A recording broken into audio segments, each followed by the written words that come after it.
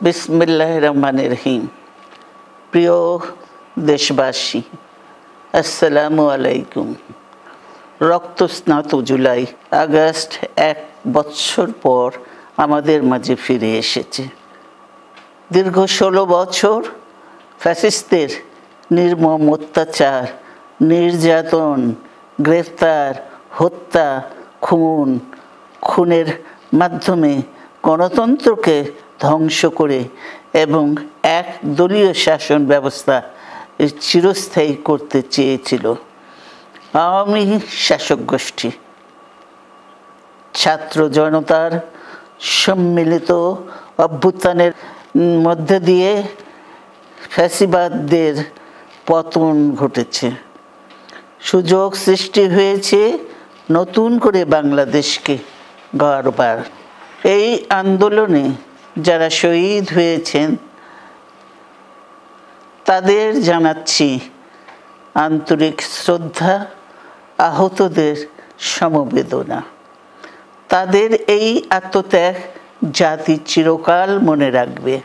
গুম, খুন, বিচার বহির্ভূত হত্যার শিকার যারা হয়েছেন তাদের তালিকা প্রস্তুত করতে হবে। দ্রুত বিচারের ব্যবস্থা ও রাষ্ট্রীয় স্বীকৃতি নিশ্চিত করতে হবে। প্রতিটি পরিবারের সম্মানজনক পুনর্বাসন ও নিরাপদ ভবিষ্যৎ নিশ্চিত করতে হবে। প্রিয় দেশবাসী, আমাদের সামনে যে সুযোগ সৃষ্টি হয়েছে নতুন করে গণতান্ত্রিক ব্যবস্থাকে প্রাতিষ্ঠানিক রূপ দেওয়ার, তা আমাদের দ্রুত সম্পন্ন করতে হবে।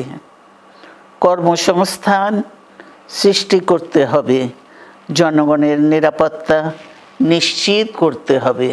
সর্বোপরি বাংলাদেশের স্বাধীনতা, সার্বভৌমত্বকে রক্ষা করতে হবে যে কোনো মূল্যে।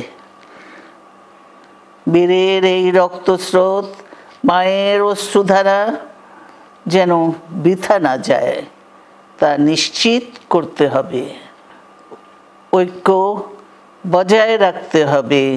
আসুন আমরা সবাই মিলে শহীদ জিয়ার স্বপ্নকে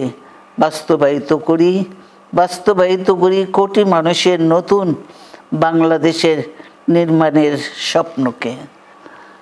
আল্লাহ হাফেজ। বাংলাদেশ জিন্দাবাদ।